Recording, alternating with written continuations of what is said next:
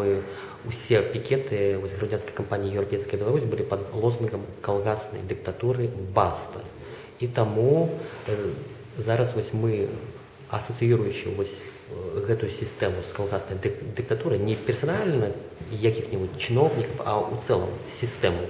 Таму мы і зрабілі такую налепку на абласной пракуратуры горада Віцебска, і не только. На ёй нас затрымалі праз гадзіну. І наши дзеянні кваліфікавалі як дробнае хуліганства. І в протоколе дакладна напісана, зараз я працытую, у чым гэта заключаецца дробнае хулиганство, что наклеили плакат с изображением президента Республики Беларусь и текстом следующего содержания: «Колхозной диктатуре Басты, чем совершил умышленные действия, направленные на нарушение общественного порядка и выражение явного неуважения к обществу».